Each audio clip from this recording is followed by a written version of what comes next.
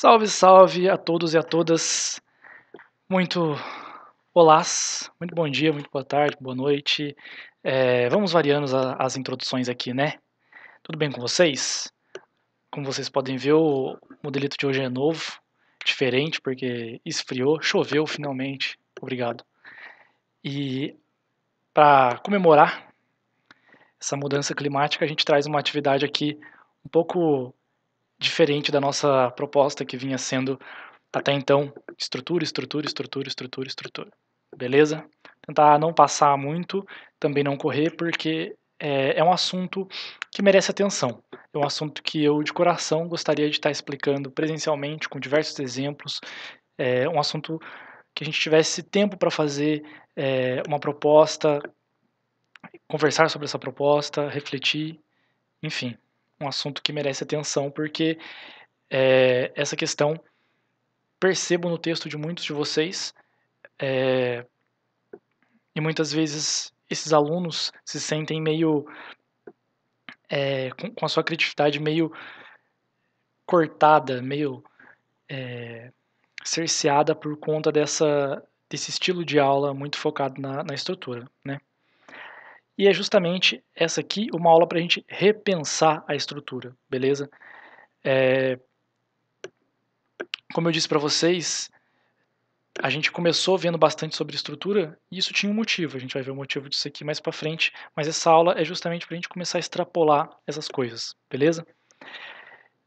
Eu sei que, tendo em vista tudo que a gente já falou, todo o caminho que a gente percorreu com diversos materiais sobre estrutura, refletindo e aprendendo a estrutura da dissertação, repensar a estrutura agora parece meio estranho, né?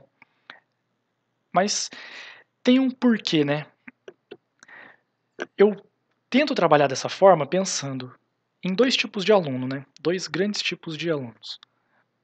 Aqueles que não gostam ou que não têm facilidade com redação, e tudo bem, é uma matéria como todas as outras. Apesar da gente utilizar a escrita sempre no nosso dia a dia, às vezes algumas pessoas não vão ter facilidade com isso, tudo bem. Visando contemplar quem não tem facilidade, a gente foca na estrutura, para deixar aquilo mais concreto, mais palpável para essas pessoas.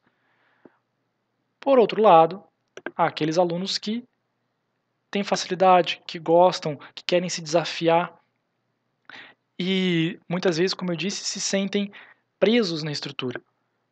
Tentando então contemplar a maior quantidade de alunos, a gente então tenta fazer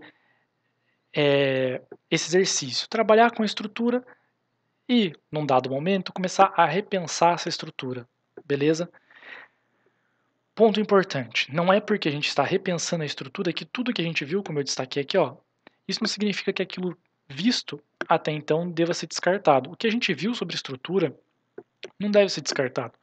É muito importante e pode servir como um ponto de partida para quem quer procurar trabalhar além daquilo ou como uma base para quem tem mais dificuldade, para quem não se interessa tanto, mas mesmo assim quer ter um desempenho bom no vestibular.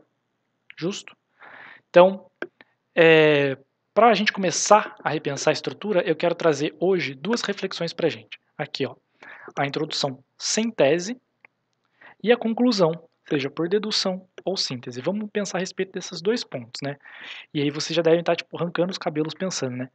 Nossa, Vitor, meu Deus do céu, você falou tese na introdução, socorro. Agora introdução sem tese? Isso aí. Introdução sem tese. Mas tudo bem pensado, bem estruturado e com um propósito, ok? Vamos ver isso ao longo do texto, mas desde já a gente tem que lembrar que tudo o que a gente faz no texto provoca consequências no texto. Se a gente traz uma introdução sem tese, por exemplo, se a gente se propõe que a nossa conclusão seja por dedução, isso vai trazer algumas mudanças para o nosso texto, vai demandar que a gente tome outros caminhos ao longo do texto, beleza? Eu coloquei aqui para vocês. É possível fazer isso, mas a gente tem que estar ciente do que a gente está propondo para o nosso texto a cada passo que a gente dá, beleza? Para esse material aqui, né, eu vou trazer a proposta da VUNESP. Como eu coloquei aqui para vocês, achei estranho porque a formatação ficou muito, esse espaço todo em branco aqui, mas enfim, tá certo aqui. Para esse exercício a gente vai trazer a proposta da VUNESP, perdão pelo enrosco, que já foi uma proposta aplicada, beleza? Então assim, quem já fez pode ter visto, quem não fez, vale treinar essa proposta, talvez com essas características aqui, né? Eu vou passar a título de tarefa para todos, essa proposta. Para aqueles que já fizeram, podem tentar fazer um comparativo, enviar o que já fizeram, se ainda se recordarem, ou então retrabalhar essa proposta tendo em vista esses tópicos aqui, beleza? A proposta é essa aqui, de 2019. Primeiro, uma tirinha do Quino. Eu não vou ler a proposta com vocês porque a proposta como um todo não é o foco, a gente só vai tomar ela como base para os exemplos, ok? Uma outra tirinha aqui do André Dahmer. Esse aqui é o texto copiado diretamente, esse aqui são as páginas diretamente da proposta da prova. Eu baixei a prova e coloquei eles aqui no arquivo. Um poema do José Paulo Paes e um texto do Bauman. A formatação ficou um pouco ruim aqui por conta do zoom, mas no arquivo dá para ver perfeitamente. E o recorte temático, que é o que mais nos interessa aqui, é esse aqui. Compro, logo existo. Ou compro, logo existo. Em cima desse recorte temático, a gente vai refletir sobre a introdução sem tese e a conclusão por dedução ou síntese. Beleza? Então, seguindo. Após a leitura da proposta, após o reconhecimento da proposta, a gente pode perceber qual que é o recorte temático. Trata-se de um problema social de amplitude nacional e impactos concretos? Qual que é esse problema, né? Aqui é um pequeno parêntese para vocês fazerem esse exercício de reflexão. Qual que é o problema por detrás desse recorte temático aqui de compro, logo existo? Então, se vocês quiserem pausar o vídeo, podem pausar e fazer essa pequena reflexão, beleza? E aí a gente continua seguindo. Vamos lá. Mesmo que a gente possa interpretar esse recorte temático como um problema social, ou possa tentar encaixar ele num problema social, consumismo, pobreza, invisibilidade social, ainda que a gente possa tentar encaixar ele em algum problema social, categorizar esse recorte temático em um único problema exclui muito do debate que a gente pode trazer acerca disso, beleza? O que eu quero que a gente entenda a partir dessa reflexão, então? Fazer uma pequena separação entre recortes temáticos concretos e recortes temáticos abstratos, beleza? Por quê? A gente já viu, já trabalhou o Enem, a gente percebe que o Enem traz sempre um problema, por isso que essa pequena reflexão aqui, essas pequenas perguntas, né? Se trata de um problema social de amplitude nacional? É justamente isso que o Enem traz para a gente, um problema social de amplitude nacional e impactos concretos, ou seja, um problema concreto, real, que acontece. Não que a questão do consumo, não que a questão do comprar e da existência não aconteçam, não sejam reais, mas são um pouco mais abstratos, ok? E pode ser esse o tipo de recorte temático que a VUNESP traz para a gente, por exemplo, ou que a FUVEST traga para a gente, beleza? Então, vamos fazer essa separação. Tendo feito essa separação, recortes temáticos concretos, recortes temáticos abstratos, a gente pode continuar pensando em como isso afeta o nosso texto e chegar na introdução sem tese, beleza? Vamos lá. Então, a partir dessa relação de concretude e abstração, vamos pensar que relação que isso traz com essa primeira pergunta, com esse primeiro tópico. Quando não trazer a tese na introdução? É óbvio que vocês vão falar assim, nossa, Vitor, por que você trouxe justamente o recorte temático abstrato na matéria de tese sem introdução, de introdução sem tese? Obviamente, tudo bem, né? Fazer o quê? Parte do meu suspense acaba pelo material, mas é o jeito. Quando não trazer a tese da introdução, vocês podem dizer no recorte temático abstrato, tudo bem. Mas por quê?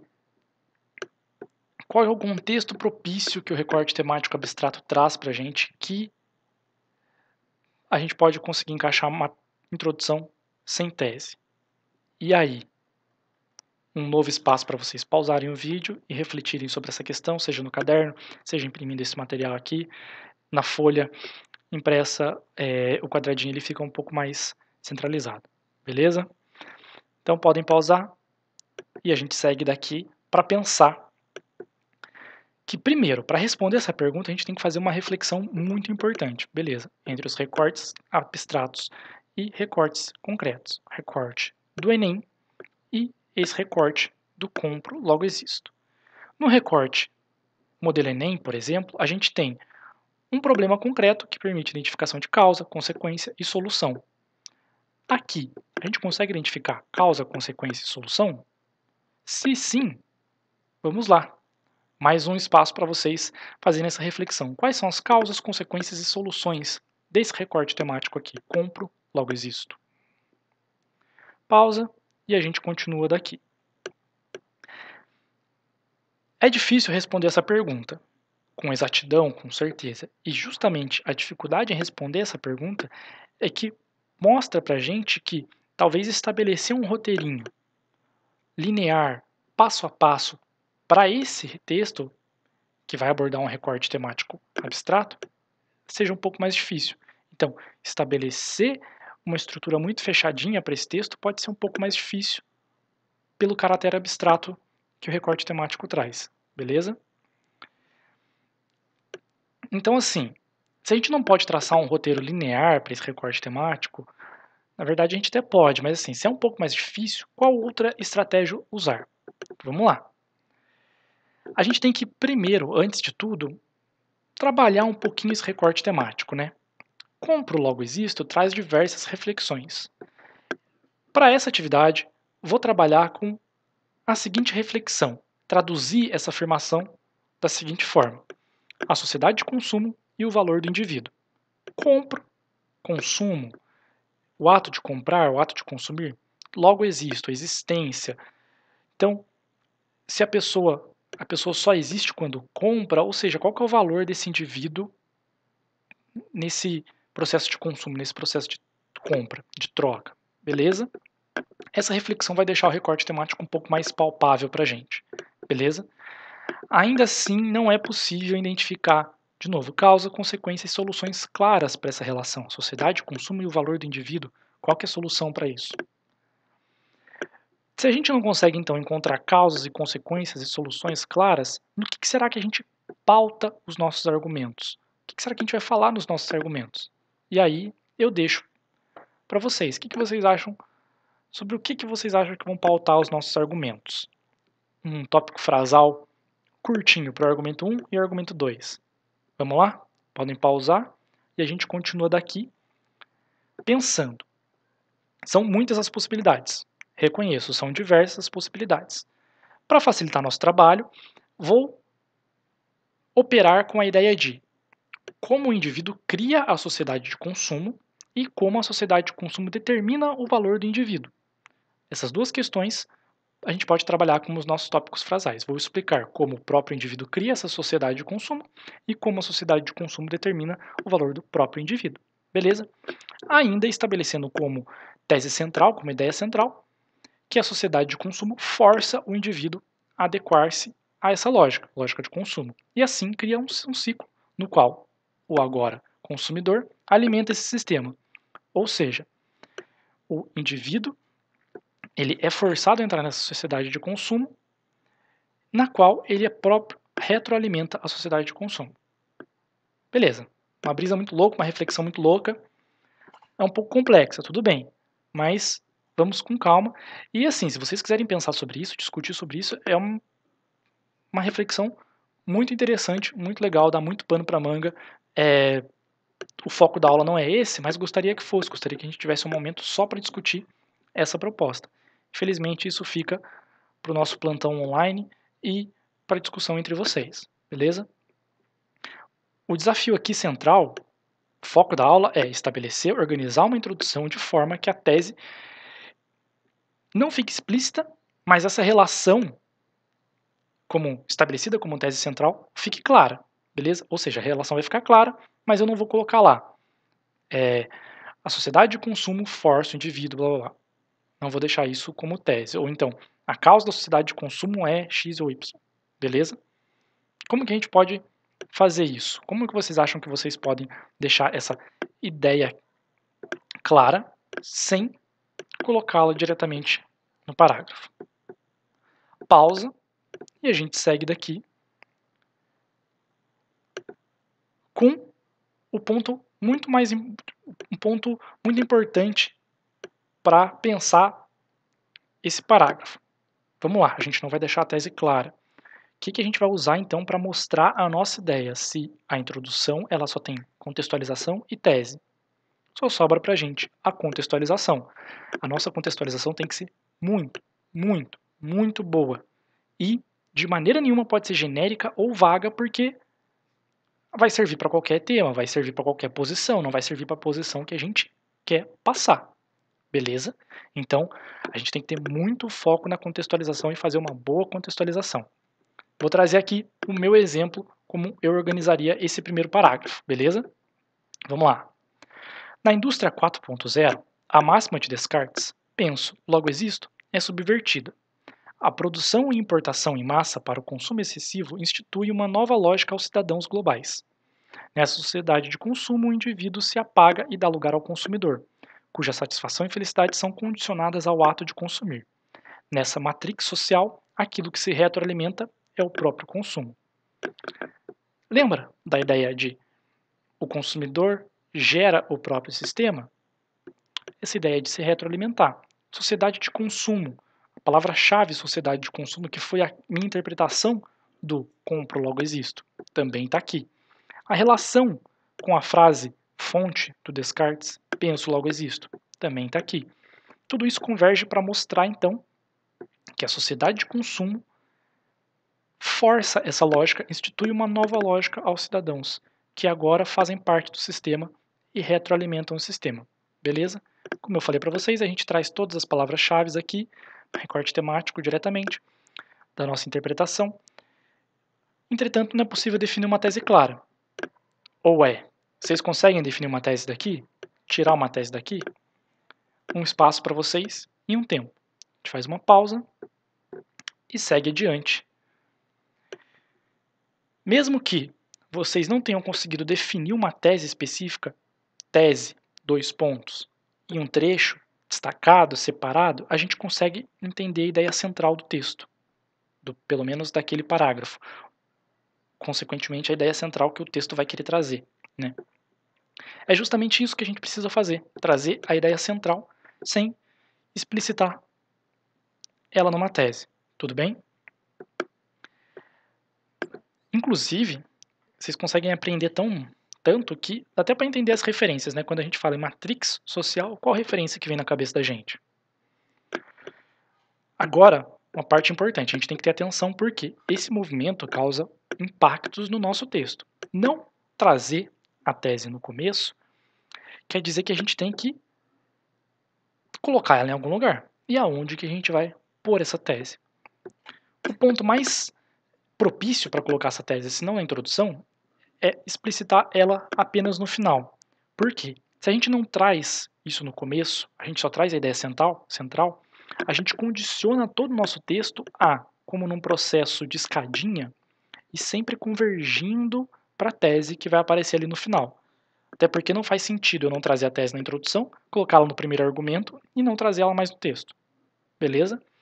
Então, a introdução sem tese condiciona nosso texto a trazer essa tese no final. Esse processo, esse caminho de sempre ir convergindo ao longo do texto todo, no argumento 1, no argumento 2, a gente não explicitar a tese, mas ir sempre convergindo para a mesma ideia e no final conceituar, pontuar essa ideia de uma maneira clara, pontual, num período específico, é que a gente pode chamar de dedução. Como num filme de detetives, onde todas as pistas, a gente vai dando pistas ao longo do nosso texto e no final a gente encontra a nossa tese. Beleza? Esse movimento é a dedução. Consequentemente, se a gente não traz, ao trazermos uma introdução sem tese, condicionamos nosso texto a possuir uma conclusão por dedução. Beleza? E aí, a gente pensa que a conclusão é o resultado lógico, a nossa tese na conclusão é o resultado lógico dos nossos argumentos. Beleza? Vamos tomar por base a nossa introdução. Como ficaria uma boa conclusão por dedução? Espacinho para vocês, a gente faz uma pausa e segue daqui. Eu sei que não é um trabalho fácil, eu sei que não é uma questão fácil. Mas, se a gente lembrar da tese que a gente estabeleceu lá no comecinho, se a gente anotou, por exemplo, na hora da prova a nossa tese, no começo, fica fácil de resgatar. Pode ser alguma coisa como: dessa forma, a sociedade de consumo impõe sua lógica sobre os indivíduos que passam a alimentar o sistema como, agora, consumidores. Tal processo se estabelece de modo planejado, porém se mantém de forma inconsciente. É nesse aspecto que a máxima de Descartes se revalida, pois enquanto os cidadãos não refletirem sobre tal processo de dominação, não poderão agir como indivíduos, apenas como consumidores. Inclusive, repontuei a questão da relação do Descartes, que estava na introdução, aqui na conclusão também. Beleza? Aqui nesse parágrafo, né, além da dedução, a gente trouxe o dispositivo dos desdobramentos. Quais são os desdobramentos aqui? Uma pausinha para vocês copiarem os desdobramentos desse último parágrafo. Pausa e a gente segue daqui então. Spoiler para vocês, né? Perdão. Os desdobramentos são justamente isso aqui, ó. Enquanto cidadãos não refletirem sobre tal processo de dominação, não poderão agir como indivíduos, apenas como consumidores, projetando a situação para o futuro. Beleza? Para finalizar, a conclusão por síntese. Isso aqui é muito pontual, porque a conclusão por síntese é o que normalmente acontece. Se a gente traz a nossa tese no começo, se a gente deixa claro o que a gente quer para o texto, fala isso no argumento 1, fala isso no argumento 2, a gente apenas retoma a tese na conclusão. A gente não apresenta, a tese não é nada novo. O leitor já conhece, então a gente só retoma a tese e os pontos apresentados. A gente faz uma síntese do texto. Mas a gente já viu que, mesmo nesse caso, não é só a síntese do texto que a gente traz. A gente também traz desdobramentos. Então, em ambos os casos, seja por dedução ou síntese, a gente traz os desdobramentos. No Enem, a gente pode trazer a proposta de intervenção, como colocado aqui. Beleza? Eu espero que tenha ficado claro para vocês. Desculpe ter passado um pouco do tempo. Obrigado pela atenção de todos. Obrigado por se manterem assistindo as aulas, acompanhando, fazendo as propostas. Eu sei que está difícil para todo mundo, não está fácil para mim também. E essa aqui não é uma fala em tom de cobrança nem exemplar, é só em tom de empatia. A gente está junto e eu espero estar fazendo o melhor por vocês, assim como eu sei que vocês estão se dedicando ao máximo por mim. Beleza? Obrigado, pessoal. A gente volta daqui a 15 dias. É nóis. Beijos. Fiquem bem. Lavem as mãos e se cuidem.